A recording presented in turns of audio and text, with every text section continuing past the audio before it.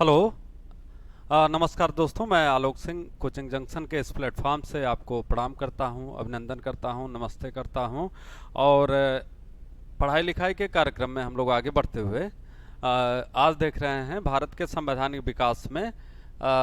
तो हमने पिछले क्लासेज में देखा कि जो है 1861 का जो चार्टर था, फिर उसके बाद स्थानीय स्वशासन का जो जनक लॉर्ड रिपन को कहा गया, भारत में कैसे भारतीय राष्ट्रीय कांग्रेस की स्थापना होती है, यह तमाम चीज़ें हमने जो है उसमें पढ़ी। ठीक है। फिर इसके बाद हम लोग थोड़ा आगे बढ़ते हुए देखते हैं अगला चार्टर। तो इसे कहा गया, इसको कहा जा रहा है भारत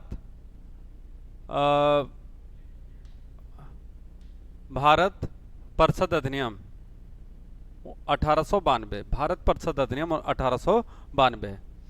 अब यहाँ पर जब हम इसकी बात कर रहे हैं तो यह क्या कर रहा है कि 1857 की राज्य क्रांति, 1857 की राज्य क्रांति के फलस्वरूप भारतीयों में पनपी राष्ट्रीयता, क्या चीज डेवलप हो रही है? राष्ट्रीयता।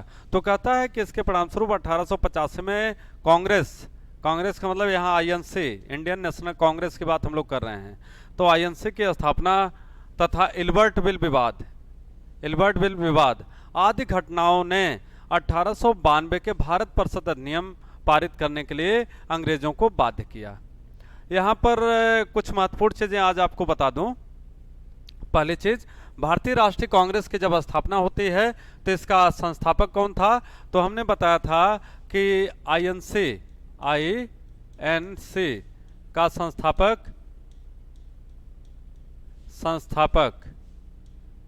कौन था? तो आपको बताया गया था ए.ओ. ह्यूम, यह जो है इसके संस्थापक थे। इसके बाद बताया गया कि आईएनसी का पहला सम्मेलन कहाँ हुआ था? तो आईएनसी का पहला सम्मेलन जो हुआ था वह मुंबई में हुआ था। मुंबई में जो है पहला सम्मेलन इसका हुआ। इसके बाद आपको बताया गया कि इसका प्रथम मुस्लिम अध्यक्ष कौन था आईएनसी का? तो आंसर होगा बदरुद्दीन तैयब जी। पहला मुस्लिम अध्यक्ष कौन था? बदरुद्दीन तैयब जी। पूछा जाता है कभी कभी एग्जाम में, बहुत इंपॉर्टेंट है। और इसके बाद आपसे पूछा जाता है कि प्रथम महिला अध्यक्ष कौन थी इंडियन नेशनल कांग्रेस की? भारतीय राष्ट्रीय कांग्रेस की प्रथम महिला अध्यक्ष कौन थी? यहां स्थापना में ये बात बता रहे हैं। तो एनी बेसेंट का नाम आता है। एनी बेसेंट जो है यह है प्रथम अध्यक्ष थी महिला। इसके बाद प्रथम भारतीय महिला अध्यक्ष कौन थी? भारतीय राष्ट्रीय कांग्रेस की प्रथम भारतीय महिला अध्यक्ष, तो यहां पर नाम आता है सरोजनी नायडू का। किसका? सरोजनी नायडू।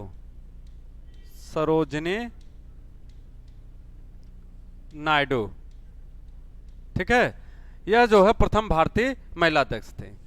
तो खैर ये 1892 के चार्टर में नहीं, लेकिन हमने कहा कि कुछ बातें ऐसी जो आपके एग्जाम में पूछी जाती हैं तो उस चीज को आपको यहां पर ध्यान देना है। फिर यहां पर दे रहा है कि 1885 में जब कांग्रेस की स्थापना होती है तो इल्बर्ट बिल विवाद जैसी घटनाएं हुई, जिसके परिणाम स्वरूप 1892 का जो चार्टर है उसको पारित करने के लिए ब्रिटिश हुकूमत को बाध्य होना पड़ा। ठीक है। तो इल्बर्ट बिल विवाद क्या है? इल्बर्ट बिल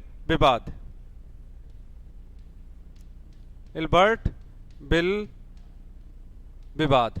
तो इंग्लैंड में एक कानून बनाया गया जिसके अंतर्गत यह कहा गया कि न्यायपालिका में अब भारतीयों की भी नियुक्ति होगी और साथ ही साथ जो भारतीय न्यायाधीश होंगे वह अंग्रेजों के भी केसेस की सुनवाई कर सकते हैं। मतलब जो भारतीय न्यायाधीश हैं, भारतीय मूल के न्यायाधीश होंगे, वह अंग्रेजों के केस की सुनवाई कर सकेंगे। ठीक है ना, अंग्रेजों के केसेस की सुनवाई कर सकते हैं। तो लेकिन जब यहाँ पर अंग्रेजों के केसेस की सुनवाई का बात आया तो बहुत सारे अंग्रेज जो है यहाँ पर इस बिल का विरोध करने लगे। विरोध किस बात को लेकर के था? उनका विरोध इस बात को लेकर के था कि कैसे भारतीय जो काले होते हैं वह हमारे केसेस की सुनवाई करेंगे। मतलब जो गोरे हैं वह सुपीरियर हैं, ब्रिटेन जो है वह सुपीरियर है, और ये इंडियंस जो हमारे सबॉर्डिनेट हैं, जो हमारे सब्जुगेशन में, हमारे कंट्रोल में हैं, जिनके ऊपर हमारी हुकूमत है, वह कैसे हमारे के मामले को सुनेंगे। तो यहाँ पर जब इल्बर्ट बिल विवाद देखेंगे तो इस इल्बर्ट बिल विवाद में सीधे सीधे यह उपबंध किया गया था कि अंग्रेज के केसेस की सुनवाई भी भारतीय न्यायाधीश के सामने हो सकती है, या भारतीय न्यायाधीश जो होगा वह अंग्रेजों के केसेस की सुनवाई कर सकता है। लेकिन हमने कहा कि बहुत सारे अंग्रेज ऐसे थे जो कहीं न कहीं भारतीयों को बराबरी के स्तर पर नहीं देखते थे, वह उन्हें इन्फीरियर समझते थे। और यह इन्फीरियरिटी का जो कॉम्प्लेक्स है वह कहां पर दिख करके आ रहा है, इल्बर्ट बिल विवाद में। वह एक स्वीकार करने के लिए तैयार नहीं थे कि भारतीय न्यायाधीश गोरे अंग्रेजों के केसेस की सुनवाई करे। इसी को लेकर के इंग्लैंड में इस बिल का विरोध हुआ और इसी को क्या कहा जाता है, इल्बर्ट बिल विवाद। यह घटना कब की है, तो आप देखेंगे कि लॉर्ड लिटन जब भारत के गवर्नर जनरल थे, लॉर्ड लिटन, मतलब यह बात है 1879, 1880, 1881, यह लॉर्ड लिटन का कॉल था भारत में। तो जब वह गवर्नर जनरल थे तो उनके समय में यह विवाद उभर करके सामने आया था। फिर यह जब घटना हो गई तो उसके बाद कह रहा कि उसके परिणाम स्वरूप ब्रिटिश हुकूमत को बाध्य होकर के 1892 का परिषद अधिनियम पारित करना पड़ा। उसके अंतर्गत क्या निर्धारित किया गया कि जो केंद्रीय विधान परिषद होगी उसमें न्यूनतम कितने सदस्य होंगे, तो कह रहा है कि उसके अंतर्गत न्यूनतम सदस्यों की संख्या निर्धारित की गई 10, कितने 10 यहां पर दी गई है 10, तथा अधिकतम सदस्य कितने होंगे 16, 10 और 16, यह न्यूनतम और अधिकतम सदस्यों की संख्या निर्धारित की गई। इससे पहले आपको बताया गया पिछले चार्टर में, पिछले अधिनियम में 6 और 12, 6 और 12, यहां पर कितना दिया जा रहा है 10 और 16, तो 4 यहां पर बढ़ गया, 6 में +4 हो गया 10, और यहां पर 12 में 4 जोड़ दिया गया तो कितना हो गया 16। ठीक है, तो कहने का मतलब है कि जो प्रतिनिधित्व था उस प्रतिनिधित्व में संख्या को बढ़ाया जाने लगा। ठीक, इसके बाद कह रहा है कि परिषद के भारतीय सदस्यों को वार्षिक बजट पर बहस करने तथा सरकार से प्रश्न पूछने का अधिकार दिया गया। इससे पहले क्या होता था कि भारतीय जो है बहस में भाग ले सकते थे लेकिन उन्हें प्रश्न पूछने का अधिकार नहीं था। लेकिन इस अधिनियम के माध्यम से, इस चार्टर के माध्यम से यह निर्धारित कर दिया गया कि भारतीयों को प्रश्न पूछने का अधिकार दिया जाएगा। ठीक है, तो जो भारतीय सदस्य होता था वह वार्षिक बजट पर बहस भी कर सकता था और सरकार से प्रश्न पूछ सकता था। इस चीज को आपको यहां पर ध्यान देना है। इसके बाद कह रहा है इस अधिनियम की जो सबसे महत्वपूर्ण बात थी, यह देखिए हाईलाइटेड है, क्या है, चुनाव पद्धति की शुरुआत, चुनाव पद्धति की शुरुआत। तो कहा जाता है कि वह कौन सा अधिनियम था जिसके अंतर्गत भारत में सर्वप्रथम चुनाव की शुरुआत हुई।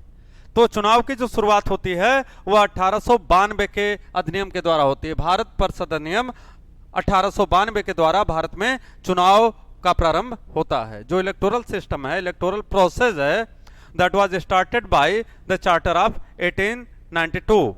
ठीक है ना, तो इस चीज को आपको यहां पर ध्यान देना है। तो इसको ध्यान देते जाएगा, बहुत महत्वपूर्ण चीजें हैं इस समय और इनको आपको याद करते जाना है। आगे देखिए कि इस अधिनियम की महत्वपूर्ण बातें क्या हैं। तो कह रहा कि भारतीय विधानमंडल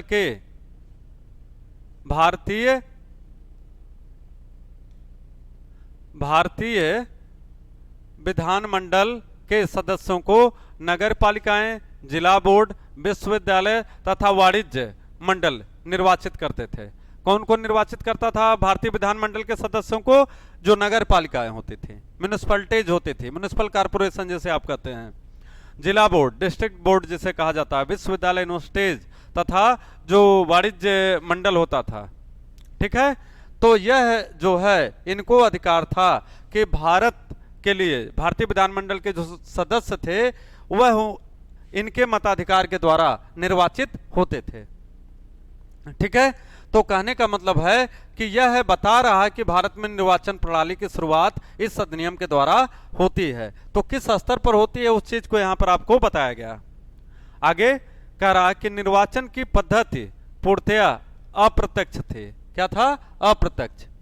जो आज भी है निर्वाचन की पद्धति कैसी है? अप्रत्यक्ष। मतलब secret ballot system, secret ballot system, या आज के समय में हम कह सकते हैं ईवीएम, लेकिन वो अभी क्या है? सेक्रेट है। तो इसकी शुरुआत कहां पे होती है? सर्वप्रथम 1892 के भारत परिषद अधिनियम के द्वारा। आगे कह रहा है कि निर्वाचित सदस्यों को मनोनीत की ही संज्ञा दी जाती थी, लेकिन जो इलेक्टेड होते थे उनको मनोनीत की संज्ञा दी जाती थी, क्योंकि अप्रत्यक्ष रूप से ही उनका क्या कर दिया जाता था? नॉमिनेशन कर दिया जाता था। तो यह भी हम कह सकते हैं कि they were not elected, in fact they were nominated. They were not elected, they were nominated. ठीक है ना? तो इस चीज को आपको याद रखना है। फिर सदस्यों को अनुपूरक प्रश्न पूछने का अधिकार नहीं था। Means members were not allowed to ask any kind of supplementary questions. Members were not allowed to ask any type of supplementary questions. किसी भी सदस्य को अनुपूरक प्रश्न, अनुपूरक प्रश्न क्या होता है? एक प्रश्न मान लीजिए है, यह मुख्य प्रश्न है, प्रश्न एक, तो एक का अगर एक ए मतलब इसी का एक भाग पूछा जाए तो इसे क्या कहा जाएगा? अनुपूरक, सप्लीमेंट्री। मतलब प्रश्न से रिलेटेड कोई दूसरा प्रश्न जब पूछा जाता है तो उसे जो है मुख्य प्रश्न के साथ साथ जब उसके बाद दूसरा प्रश्न पूछा जाता है उसी से संबंधित, तो उसे क्या कहा जाता है? अनुपूरक प्रश्न, अनुपूरक प्रश्न। तो कह रहा है कि सदस्यों को अनुपूरक प्रश्न पूछे जाने का अधिकार नहीं प्राप्त था। इस प्रकार आप देख सकते हैं कि 1892 का जो अधिनियम था, जो इंडियन काउंसिल एक्ट 1892 था, यह हमारे आप सबके लिए एग्जाम के पॉइंट ऑफ व्यू से बहुत महत्वपूर्ण है। और यहाँ पर प्रश्न क्या पूछा जाता है? यहाँ पर प्रश्न यही पूछा जाता है कि किस अधिनियम के द्वारा भारत में सर्वप्रथम निर्वाचन का प्रारंभ किया गया। तो आपका यह प्रश्न है और इसका आंसर क्या है? 1892 का भारत परिषद अधिनियम। इसी के द्वारा जो है निर्वाचन की शुरुआत होती है। आगे हम लोग थोड़ा सा देखते हैं कि 1909 का भारत परिषद एक्ट, 1909 का भारत परिषद एक्ट, 1909 का भारतीय परिषद act, Indian council act of 1999, इसे कहा जाता है इंडियन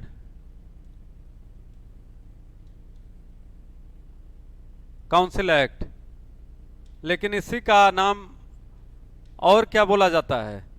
कहा जाता है government of India act, India act 1909, 1909, या इसे कहा जाता है मॉर्ले मिंटो एक्ट या मिंटो मॉर्ले एक्ट।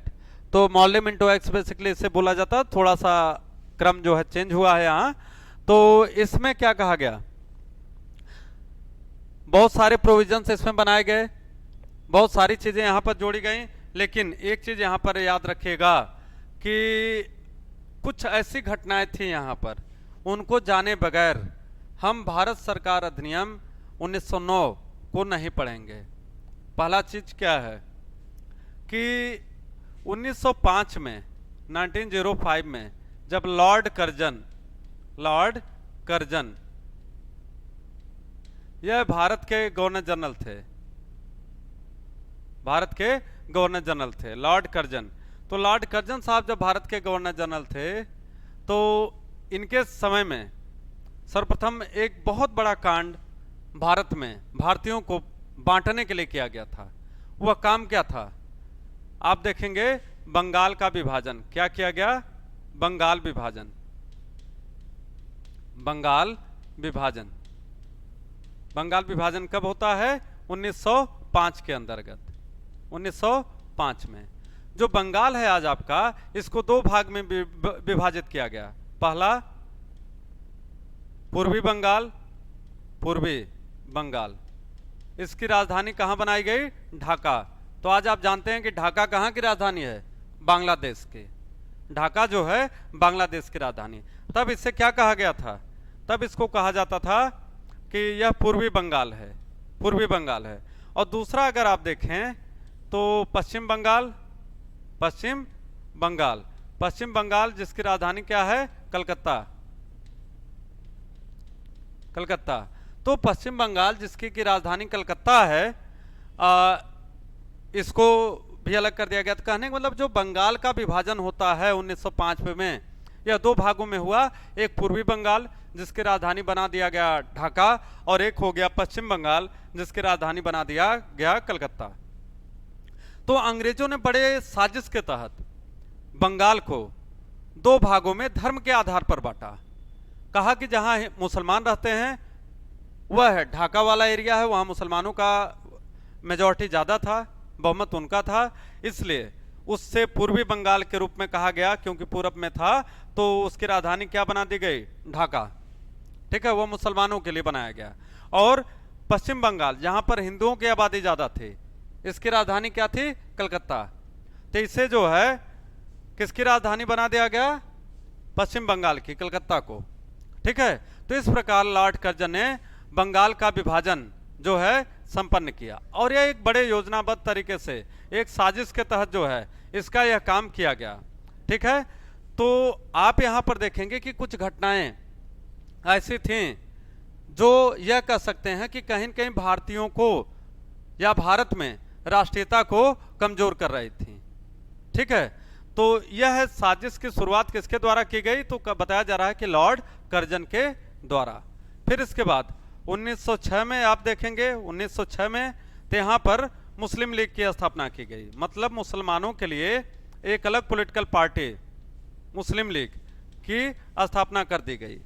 तो 1885 में जहां भारतीय राष्ट्रीय कांग्रेस एकमात्र पॉलिटिकल पार्टी के रूप में, जो कि वास्तव में राजनीतिक दल से ज्यादा क्या था, एक दबाव समूह के रूप में कार्य करता था, तो उसका जहां पे गठन किया गया, वहीं पर 1906 में आते आते लॉर्ड कर्जन साहब की जो एक साजिश थी कि डिवाइड एंड रूल, बांटो और शासन करो की नीति, उसके अंतर्गत 1905 में बंगाल का विभाजन किया गया। और दूसरी सबसे महत्वपूर्ण घटना क्या घटी, मुस्लिम लीग का गठन कर दिया गया। पहले मुसलमानों के लिए एक अलग प्रांत बनाया गया जिसे हम पूर्वी बंगाल कहते हैं, जिसकी राजधानी ढाका थी, और वहीं दूसरी तरफ मुसलमानों के लिए जब एक नए राज्य का गठन हो गया, तो उसके बाद नए राजनीतिक दल का भी गठन उन्होंने कर दिया, और उस पार्टी का नाम क्या रखा गया, मुस्लिम लीग।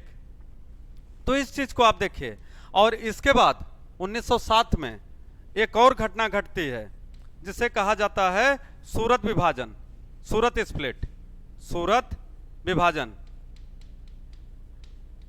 सूरत विभाजन जब होता है तो इस सूरत विभाजन के द्वारा आप देखिए कि जो हमारी कांग्रेस पार्टी थी, इंडियन नेशनल कांग्रेस, जो 1885 में बनी थी, 1907 में आते आते यह दो भागों में बट गई। एक नरम दल, नरम दल, और दूसरा गरम दल। तो आपसे कई बार प्रश्न पूछा जाता है कि गरम दल के प्रमुख नेता कौन कौन से थे, तो इनका शॉर्ट में नाम देखिए क्या बोला जाता है, लाल बाल पाल, लाल बाल पाल। लाल मतलब लाला लाजपत राय, लाल मतलब लाला लाजपत राय, बाल मतलब बाल गंगाधर तिलक, और पाल का मतलब विपिन चंद्र पाल, विपिन चंद्र पाल। तो इस प्रकार देखेंगे कि जो गरम दल था, लाल बाल पाल इसके प्रमुख नेता थे, इसको गरम दल के रूप में माना गया। और इनका नारा क्या होता था कि हमें आजादी भीख में नहीं चाहिए, आजादी हमारा अधिकार है, हम इसे लड़ करके रहेंगे। एक किसी भी अहिंसात्मक मार्ग को, या ये कह दें कि सिर्फ अहिंसा के आधार पर भारत में आजादी मिलेगी, भारत को आजादी मिलेगी, उस बात को मानने के लिए लोग तैयार नहीं थे। इसलिए बहुत सारे लोग इसे क्या कहते हैं, उग्रवादी दल। क्या कहते हैं, उग्रवादी दल। ऐसा दल जो बाई नेचर क्या था, उग्र था, तो अग्रेसिव मेथड का प्रयोग करता था। तो एक्सट्रीमिस्ट भी इन्हें कहा जाता है।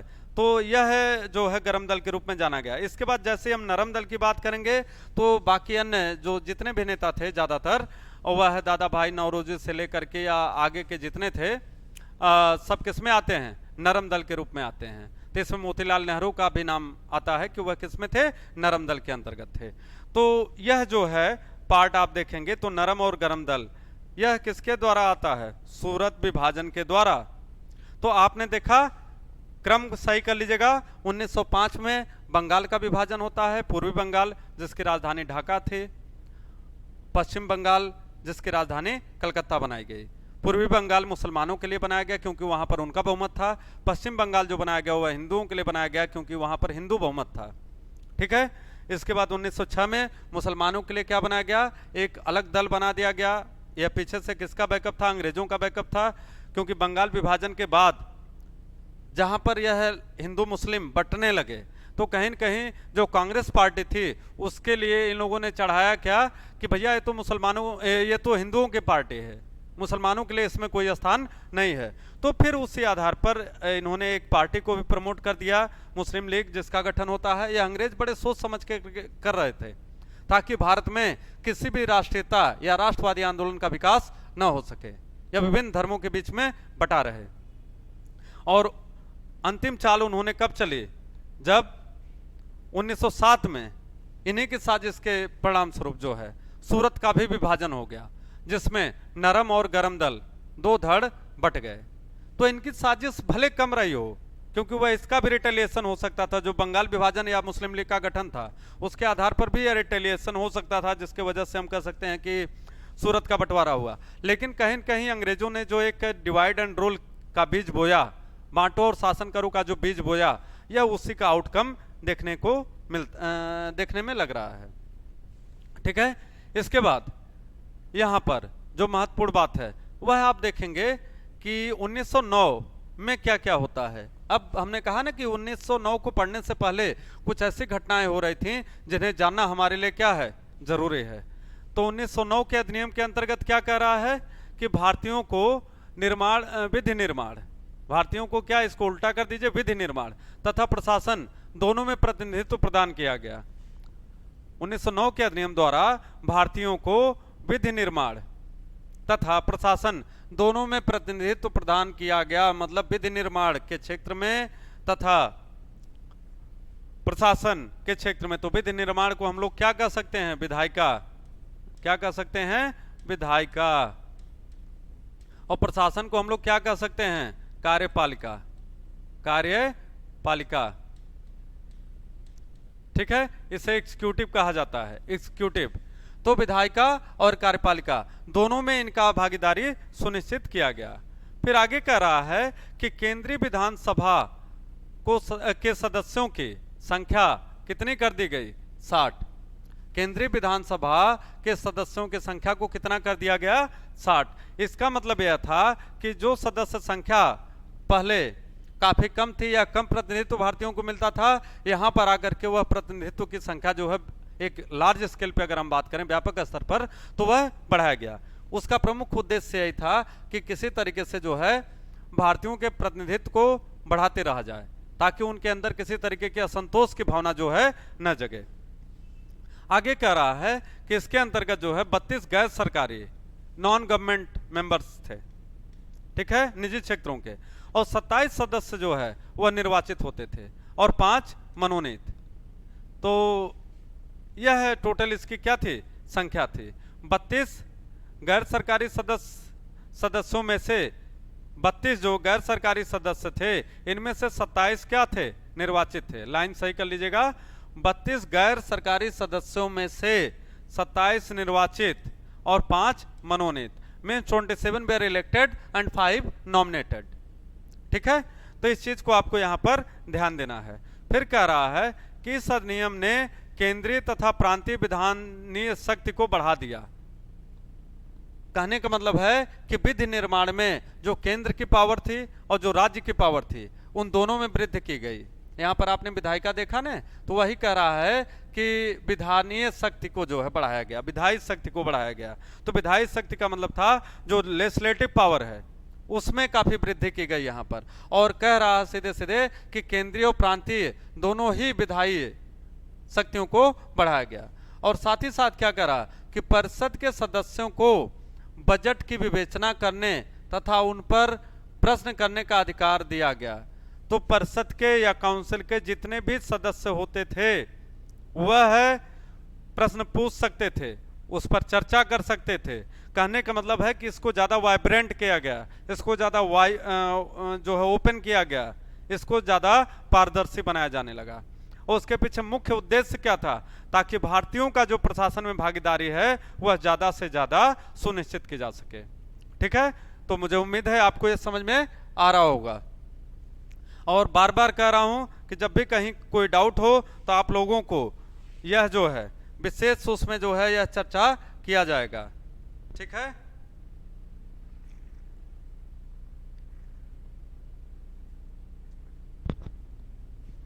फिर आगे हम लोग थोड़ा देखते हैं। इसमें क्या कहा गया कि परिषद के सदस्यों को, बहुत इंपॉर्टेंट लाइन है, परिषद के सदस्यों को विदेशी संबंधों तथा देशी राजाओं से संबंधित कानून के सामने निर्णय के लिए आए प्रश्नों को उठाने की अनुमति नहीं थी। परिषद के सदस्यों को विदेशी मामलों में, ध्यान से देखिएगा, परिषद के सदस्यों को विदेशी मामलों में तथा जो देशी राजा थे जिन्हें प्रिंसली स्टेट्स कहा जाता है, क्या कहा जाता है? प्रिंसली स्टेट्स, उन मामलों में उनके सामने या उनसे संबंधित मामलों में प्रश्न उठाने की अनुमति नहीं थी। मतलब उन्हें विशेषाधिकार के तहत क्या मिल गया था? छूट। तो विदेशी मामलों में इनके किसी हस्तक्षेप को बर्दाश्त न किया जाता है परिषद के सदस्यों को। और साथ ही साथ जो रजवाड़े थे, यहाँ के देशी रियासतें थी, प्रिंसली स्टेट जिसे कहा जा रहा है, उनके मामलों में भी इन्हें हस्तक्षेप करने का कोई अधिकार प्राप्त नहीं था।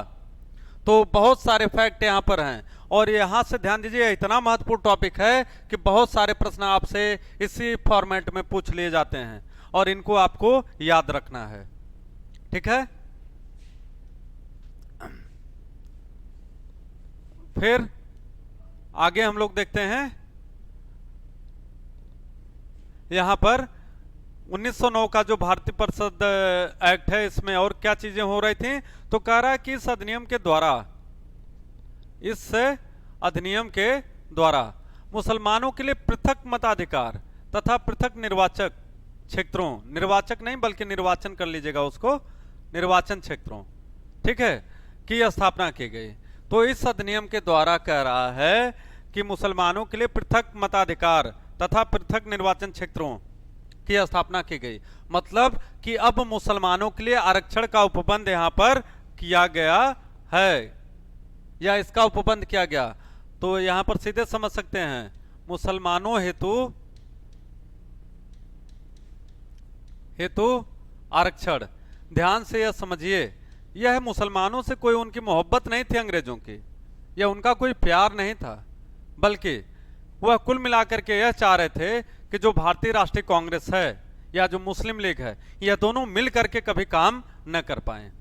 तो एक तरीके से हमने कहा कि 1905 में ही बांटो और शासन करो, बांटो और राज करो, डिवाइड एंड रूल की पॉलिसी को अंग्रेजों ने कर्जन के नेतृत्व में प्रारंभ कर दिया था। ठीक है ना। और उसी का रिजल्ट क्या रहा कि आगे जाकर के आप देखिए, यह बांटो और शासन करो की नीति का ही अंग है कि जिसके अंतर्गत क्या कहा जा रहा है कि मुसलमानों के लिए पृथक मताधिकार तथा पृथक निर्वाचन क्षेत्रों की स्थापना की गई। अर्थात अब मुसलमानों को कुछ ऐसी सीटें रिजर्व रूप में देनी पड़ेंगी जहां पर सिर्फ वही चुनाव लड़ सकें और जहां पर सिर्फ उन्हें ही मताधिकार देने का अधिकार प्राप्त हो। तो उनके इंटेंशन को, अंग्रेजों के इंटेंशन को यहां पे समझिए। यह कहने का तात्पर्य उनका क्या था? यह कहने का तात्पर्य इस बात का इशारा कर रहा था कि भारत में जो राष्ट्रवादी भावना 1857 के क्रांति के समय पनप रही है, कहीं ऐसा ना हो कि वह दोबारा फिर से पनपने लगे। अतः यहां की राष्ट्रवादी भावना को क्या कर देना है? धीरे धीरे दबा देना है, गला घोट देना है, उसकी हत्या कर देनी है।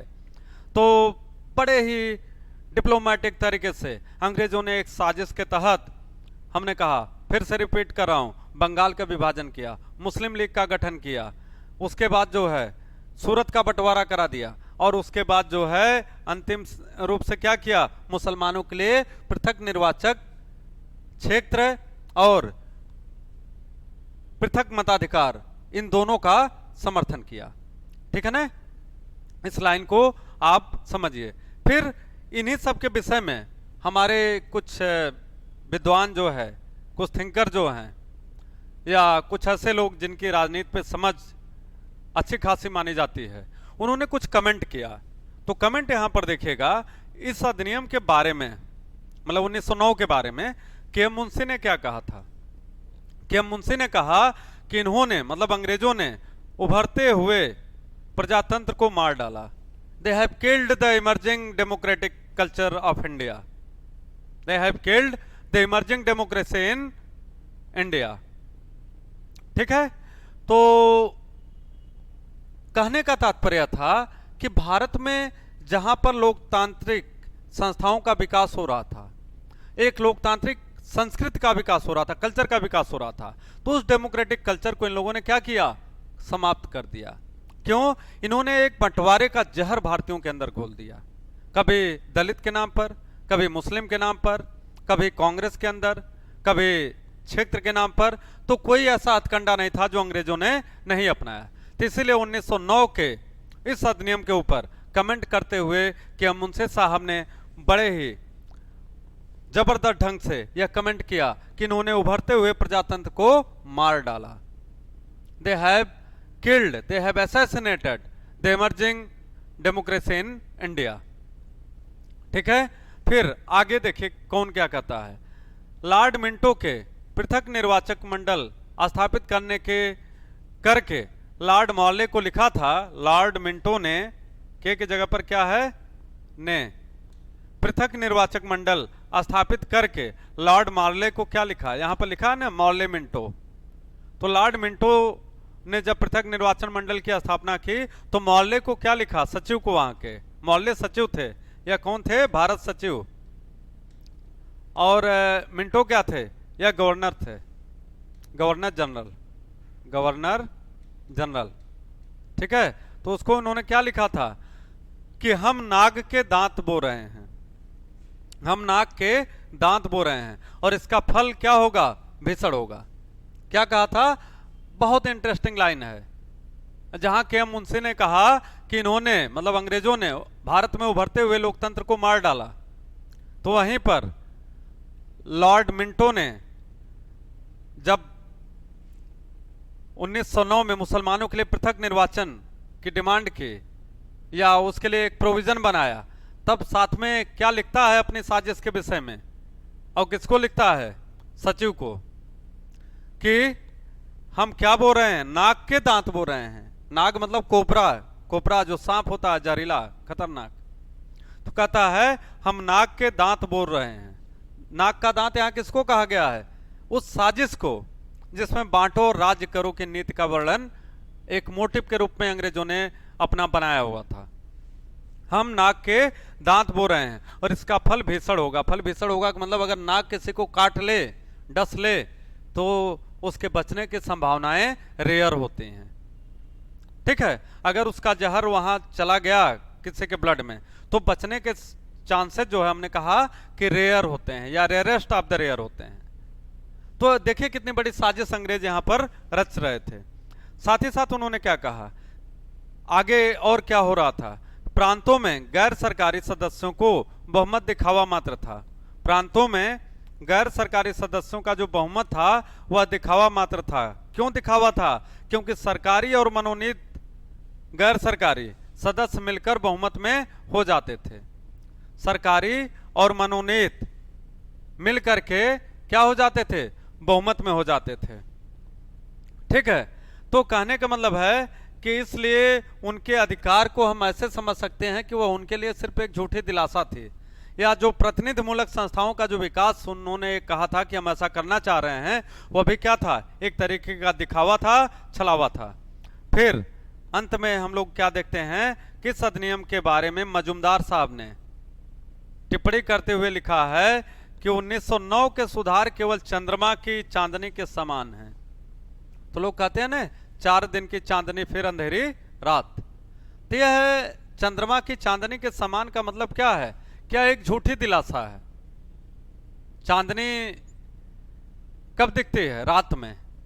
और रात में हम लोग सोते हैं तो क्या देखते हैं? तमाम सपने देखते हैं।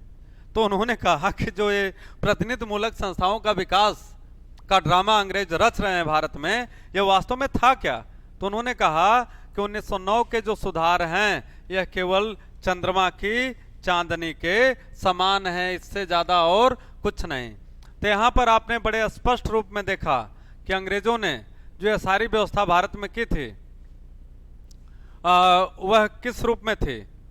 वह इस रूप में थी कि कहीं न कहीं अंग्रेज जो बांटो और शासन करो की नीति है वह है कब से कब तक आपको दिख सकती है? दिखने को तो यह लंबे समय तक दिखेगी, लेकिन यह है, हम कह सकते हैं 1905 से लेकर के और 1909 तक का जो यह टाइम था यह है बांटो और शासन करो की राजनीति का पीक टाइम था। तो दोस्तों देखिए, यह टॉपिक इतना इंपॉर्टेंट था, इसमें इतनी सारी चीजें आपको बताई गई कि अगर ठीक से आप इसका रिवीजन कर लें, इसको समझ लें, इसको याद कर लें, तो आपके एग्जाम में मान के चलिए कि यहाँ से एक प्रश्न पॉलिटी से जरूर रहेगा। ठीक है ना? ये विश्वास रखिए कि यहाँ से एक प्रश्न पॉलिटी में या हिस्ट्री में, मॉडर्न हिस्ट्री के सेक्शन में आप देखेंगे तो एक प्रश्न जरूर मिलेगा। तो इसको बार बार रिवीजन करिएगा। कहीं कोई डाउट होगा तो उस डाउट सेशन को हमने कहा किसी दिन हम लगाएंगे तो क्लियर भी करेंगे, और आप इसको जम के पढ़ते रहिए। ठीक है? अपना ध्यान दीजिएगा, अपने लोगों का ध्यान दीजिए, स्वस्थ रहिए, मस्त रहिए। घूमते टहलते वक्त कहीं भी बाहर जाइए तो कोशिश करिए कि न जाना पड़े, लेकिन अगर फिर भी जाना पड़ रहा है तो प्लीज मास्क लगाए रखिएगा। सुरक्षा बहुत जरूरी है, सुरक्षित रहेंगे तभी आप यह देश जो है तरक्की करेगा। धन्यवाद, बहुत बहुत धन्यवाद आपको। जय हिंद।